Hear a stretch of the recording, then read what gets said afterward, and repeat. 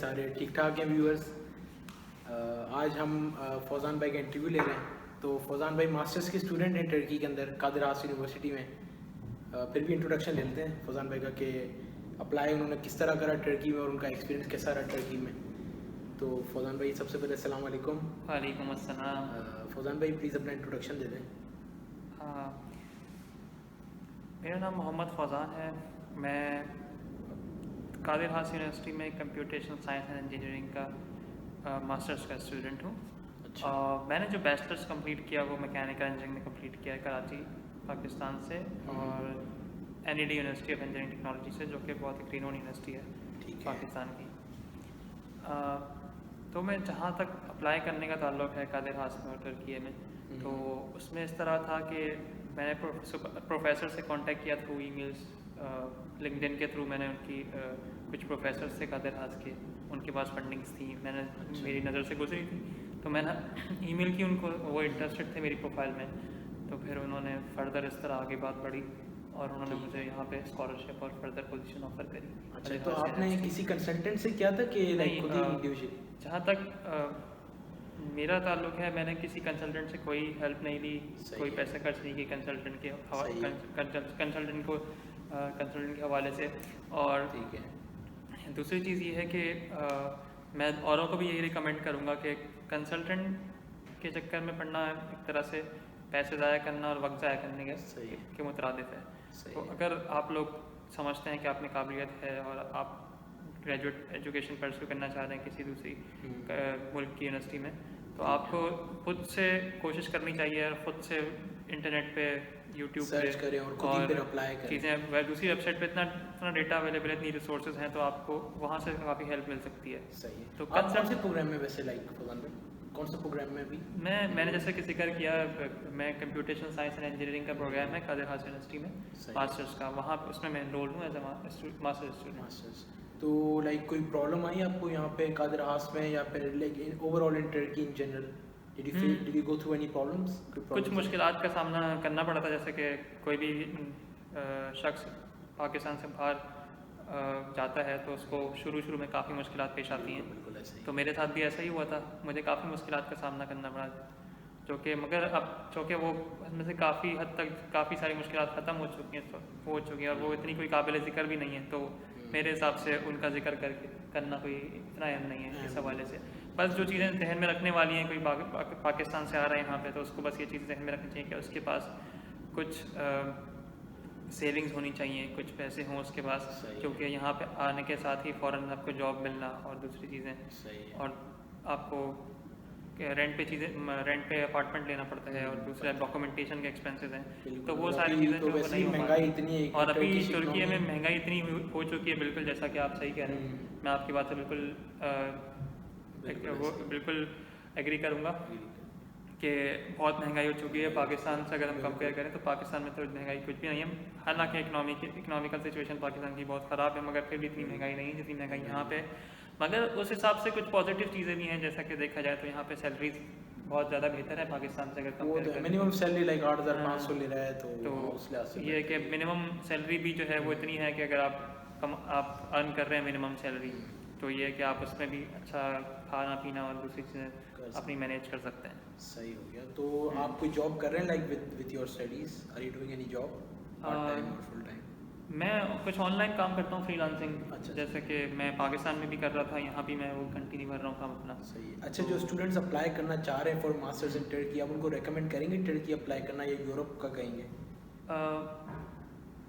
Depend करता है कि स्टूडेंट्स किस तरह के हैं, उनकी माइंडसेट क्या है, थिंकिंग क्या है। अगर वो इस तरह का एनवायरनमेंट चाह रहे हैं, सोशल और क्लोज टू पाकिस्तानी कल्चर और इस तरह की चीज़ें, तो ये है कि वो फिर प्रीफर, मगर फिर बहुत मैं रिकमेंड करूँगा उस हवाले से कि बिल्कुल बहुत अच्छी जगह है, और उस हवाले से आपको काफ़ी सारी चीज़ें, खाने पीने का बिल्कुल मसला नहीं होगा। अगर कोई पाकिस्तान से आ रहा है, कोई किसी भी मुस्लिम कंट्री से आ रहा है, तो बिल्कुल कोई मसला मसाइल नहीं है। हालांकि यहाँ पे खाने पीने के बहुत सारे ऑप्शन मौजूद हैं। आप अगर पूरे महीने की खाना एक दिन भी ना पकाएं तो आप सर्वाइव आराम से कर सकते हैं, अगर आपके पास इनफ पैसे हैं इतने कि आप अफोर्ड कर सकें। ठीक है। बाकी क्वालिटी ऑफ एजुकेशन जो है वो ये ऐसी है कि कुछ यूनिवर्सिटीज़ हैं जो कि बहुत अच्छी हैं। कादिर हास में भी मैं एक चीज़ ऐड करना चाहूँगा, कादिर हास भी अपने स्टूडेंट्स को एक ऑप्शन प्रोवाइड करती है कि जो कोर्सेज यूनिवर्सिटी में ऑफर नहीं हो रहे वो कोर्सेज आप दूसरी यूनिवर्सिटी से ऑप्ट कर सकते हैं या आप सेलेक्ट कर सकते हैं और वहाँ पे जाके पढ़ सकते हैं। इस तुर्की की कोई भी यूनिवर्सिटी से आप एक कोर्सेज ऑप्ट कर सकते हैं। और इरेस्मस का भी यहाँ पे ऑप्शन है। हाँ, इरेस्मस का ऑप्शन भी है। अभी यूनिवर्सिटी भी बहुत उस पर इरेस्मस प्लस मोबिलिटी 2 टाइप की होती है, एक स्टडी मोबिलिटी है और एक ट्रेनीशिप मोबिलिटी है। स्टडी मोबिलिटी में आप 1 सेमेस्टर या 2 सेमेस्टर स्पेंड करते हैं किसी दूसरी कंट्री में, यूरोपियन यूनियन में या जहाँ जिनके एग्रीमेंट है। कुछ पार्टनर यूनिवर्सिटीज हैं कादिर हास की, आप वहाँ पे जा सकते हैं आप। मगर हर पार्टनर यूनिवर्सिटी कुछ स्पेसिफिक प्रोग्राम्स हैं जहाँ पे आप जा सकते हैं। जैसे कि आप फॉर एग्जांपल ऐसा नहीं है कि अगर आप कंप्यूटर इंजीनियरिंग के स्टूडेंट हैं तो आप किसी भी प्रोग्राम में किसी भी कंट्री में ऐसे ही चले जा सकें, वो आपको लिस्ट रेफर करनी पड़ेगी, जो कि कादिर हास बहुत एक्टिव है इस मामले में। बेसिकली यही है कि लाइक अगर कोर्सेज मैच कर रहे हैं ना तो आप इरेस्मस पे लाइक यूरोप के किसी भी कंट्री में जा सकते हैं। और उसके लिए जो फंडिंग है, जो एक्सपेंस है, वो भी कादिर हास आपको प्रोवाइड करती है। हाँ, लेकिन बहुत इंपॉर्टेंट प्लस पॉइंट है। कंप्लीटली नहीं देती, वो अराउंड 70% आपको देती है। फॉर एग्जांपल 500 यूरोज अगर वो बोल रहे हैं तो उसका 70% लाइक 350 के अराउंड देंगे आपको, और 150 यूरोज तब देंगे पर मंथ के हिसाब से जब आपने सारे कोर्सेज पास कर लिए। तो ये एक शर्त है उनकी, लेकिन 70% जो आपको लाइक इन हैंड दे देते हैं लाइक बिफोर गोइंग, या फिर जब आप वहाँ पहुँच जाएंगे तो बैंक अकाउंट में आपके ट्रांसफ़र कर देते हैं यूरोज में अमाउंट। तो ये है। बाकी ट्रेनिशिप मोबिलिटी में ये है कि आप जो है किसी भी कंपनी में यूरोप की या यूरोपियन यूनियन में किसी भी कंपनी में यूनिवर्सिटी की रिसर्च लैब में आप इंटर्नशिप कर सकते हैं। कादिर हास उसकी फंडिंग प्रोवाइड करेगी आपको। तो वो भी डिपेंड करता है कि कादिर हास उसमें जो यूनिवर्सिटी है वो 2 मंथ्स का एक्सपेंस प्रोवाइड करती है आपको स्टे करने का। जैसे फॉर एग्जांपल आपका प्रोग्राम 2 मंथ्स एक्सटेंड हो रहा है तो वो फिर सिर्फ 2 मंथ्स की फंडिंग मिलेगी आपको, उसके बाद वाली फंडिंग आपको नहीं प्रोवाइड करेगी यूनिवर्सिटी जो है। मगर यूनिवर्सिटी आपको सपोर्ट कर रही है आपको पूरी इस चीज़ को। आप 2 मंथ से ज़्यादा के इंटर्नशिप भी कर सकते हैं, आप चाहें तो पूरा थीसिस कर सकते हैं किसी भी यूनिवर्सिटी में। तो ये कादिर हास जो यूनिवर्सिटी है इसकी बड़े बहुत सारे प्लस पॉइंट्स हैं इस तरह। अच्छा, अप्लाई करने के लिए जैसे कि आपने बताया कि आपने किसी पोर्टल से नहीं किया, आपने बस खुद ही यूनिवर्सिटी गूगल पे रिसर्च की है, उनके प्रोफेसर से आपने कांटेक्ट किया है। लिंक्डइन असल में बहुत इंपॉर्टेंट एक अच्छी एप्लीकेशन आजकल के दौर में मौजूद है, जिसको स्टूडेंट्स अगर प्रॉपर्ली यूटिलाइज करें, स्टूडेंट्स और प्रोफेशनल्स तो काफ़ी सारे एचआर से भी आप डायरेक्ट मैसेज करके जॉब की बात कर सकते बिल्कुल ऐसा ही है। तो कादिर हास के भी प्रोफेसर्स काफ़ी सारे मौजूद हैं लिंक्डइन पे, और वो टाइम टू टाइम जो है वो पोजीशंस जो हैं उनको डिस्प्ले करते रहते हैं। जॉब्स पार्ट टाइम असिस्टेंटशिप्स होती हैं, रिसर्च असिस्टेंटशिप, टीचिंग असिस्टेंटशिप, उनको डिस्प्ले करते रहते हैं। वो फंडेड होती हैं बेसिकली। ठीक है। और फंडिंग बाकी यूनिवर्सिटी के उसमें भी आती रहती हैं। तो प्रोफेसर्स की अगर आप प्रोफाइल्स को फॉलो करते हैं तो वहाँ भी वो अपडेट करते रहते हैं कि क्या कौन सी फंडिंग्स अवेलेबल हैं प्रोफेसर्स के पास। अच्छा, वैसे अप्लाई करने के लिए मैं भी बता देता हूँ थोड़ा बहुत कि अगर जैसे कि मैं जब टर्की आया था बैचलर्स के लिए 2018 के अंदर, तो मैंने ट्राई स्टार कंसल्टेंट से किया था। वैसे ये पैसे नहीं लेते हैं आपसे, वो डायरेक्ट यूनिवर्सिटी से कमीशन लेते हैं। तो आपको इस चीज़ की टेंशन नहीं लेनी है कि भाई आपसे कोई पैसे लेंगे। वो सारे आपके डॉक्यूमेंट्स वो मांगेंगे, वो खुद ही यूनिवर्सिटीज़ को फॉरवर्ड करते रहते हैं और आपको स्कॉलरशिप भी दे देते हैं। अगर आपको ज़्यादा स्कॉलरशिप चाहिए तो आप उनसे रिक्वेस्ट करें, वो आपको ज़्यादा स्कॉलरशिप भी जो है ना दिलवा देंगे। तो ट्राई स्टार कंसल्टेंट का आप देखें, आप बहुत फेमस है लाइक पाकिस्तान टर्की के लिए, वो एजुकेशन के लिए। और दूसरा ये कि आप आई मीन कोई आई थिंक पर्टिकुलर लाइक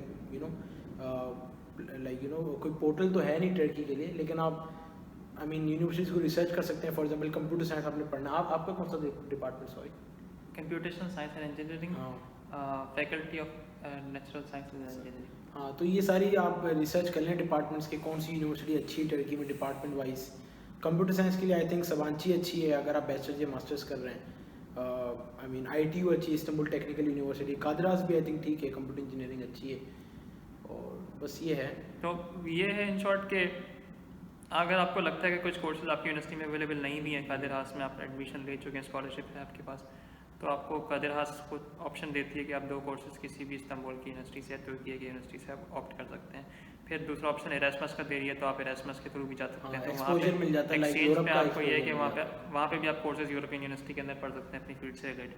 अच्छा, the most important thing is कि आपको टर्किश लैंग्वेज आना ज़रूरी है। हाँ, अब ये भी जो माज इन्होंने काफ़ी अच्छा पॉइंट रेज किया है कि जो टर्किश लैंग्वेज है वह बहुत इंपॉर्टेंट है यहाँ पे आपको लोगों से कम्युनिकेट करने के लिए, अपने फ्रेंड्स को वो करने के लिए, सही है, क्लास में दूसरे स्टूडेंट से कम्युनिकेट करने के लिए, इस तरह कोई भी काम करने के लिए, मार्केट में शॉपिंग करने के लिए, हर चीज़ के लिए टर्किश बहुत इंपॉर्टेंट है। बिल्कुल, यूनिवर्सिटी के अंदर फिर इंग्लिश आती है यूनिवर्सिटी में फिर भी बाहर स्टूडेंट्स को आपको आती है, बहुत मगर प्रॉब्लम यूनिवर्सिटी में भी स्टूडेंट्स जो हैं उनकी इंग्लिश इतनी इतनी कोई खास नहीं है, लेकिन या मतलब बिल्कुल समझने के एवरेज लेवल की शायद मैं कंसिडर ना कहूँ कि है उनकी। बिल्कुल। उनको बहुत मुश्किलात का सामना करना पड़ता है इंग्लिश बोलते वक्त, इंग्लिश लिखते वक्त, जो टर्किश स्टूडेंट्स हैं बहुत सारे।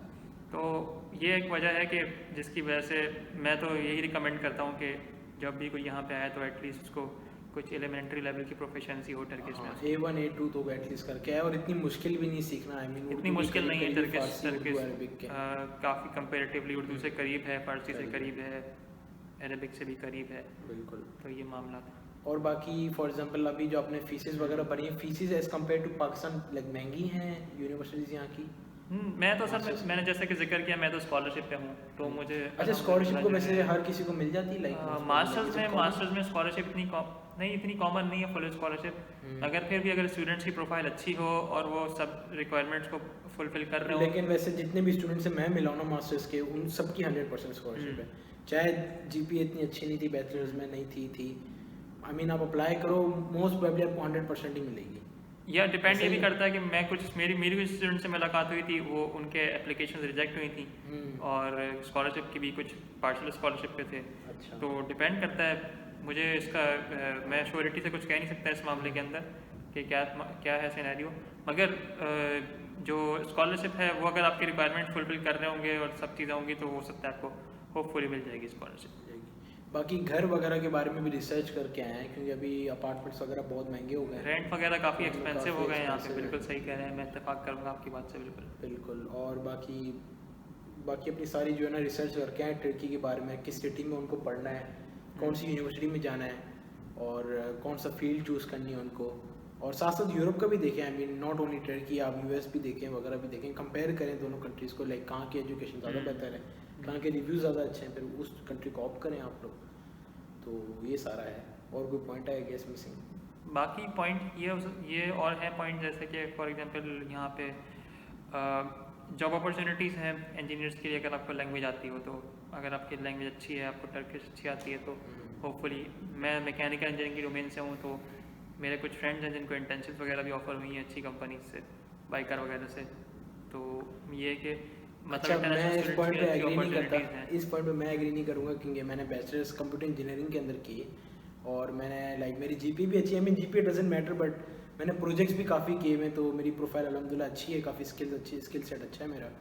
तो मैंने बहुत इंटर्नशिप्स भी अप्लाई किए हैं और अपेरेंटशिप्स और I mean part time jobs, full time jobs, I mean after completing my degree, but I didn't get any job, I didn't get any chance for internships.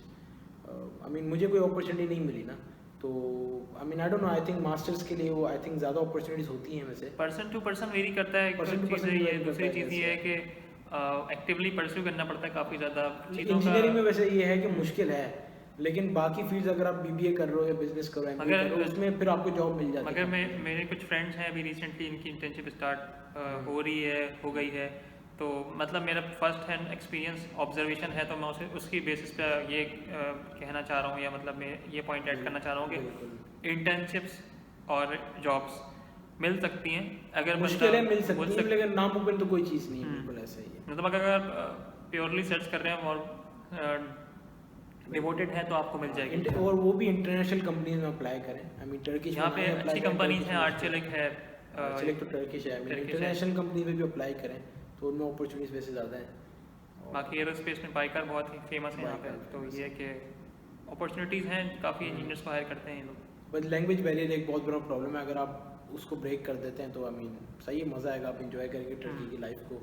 और जितना भी आपने अर्थुरल वगैरह देखा है पाकिस्तान में, सारा आर्किटेक्चर वगैरह है यहाँ पे। बाकी इस कंट्री बहुत सेफ और वो है, सेफ इंसान, हाँ सेफ है काफ़ी। पाकिस्तान से अगर आप आएंगे तो आपको डिफरेंस ज़्यादा होगा। चलें ठीक है, फिर इसको यहाँ पे एंड करते हैं वीडियो को। और बाकी बहुत शुक्रिया आपने इनवाइट किया। नहीं thank you so much Faizan भाई, आपने अपना टाइम दिया और आप आए वीडियो के अंदर और आपने इंटरव्यू दिया मुझे। और इंशाल्लाह बाकी कोई क्वेश्चंस भी होंगे ना स्टूडेंट्स के, लाइक मास्टर्स के लिए, तो मैं आपको फिर अगर कुछ रिक्वेस्ट आती है इरेस्मस वगैरह के हवाले से तो हम एक सेपरेट सेशन भी कंडक्ट करेंगे। चल हाँ, इरेस्मस के लिए भी हाँ सेपरेट कर सकते हैं। और अगर किसी स्पेसिफिक फील्ड जैसे कि फैज़ान भाई की है, तो उस पर अगर कोई इन्फॉर्मेशन चाहिए कि उसकी स्पेसिफिकली पढ़ाई कैसी है यहाँ पे और एज़ कम्पेयर टू बाकी टर्किश यूनिवर्सिटीज़ की, तो उस पर भी हम वीडियो सेपरेट बना सकते हैं। बिल्कुल बिल्कुल। और बस ये है, आई मीन कोई भी आपके अगर क्वेश्चन हो तो आप लाइक कमेंट्स में डाल सकते हैं। इंस्टाग्राम लिंक भी मैं दे दूंगा डिस्क्रिप्शन में, उस पर आप मैसेज कर सकते हैं। और बाकी चलें, इंशाल्लाह फिर मुलाकात होती है नेक्स्ट वीडियो में।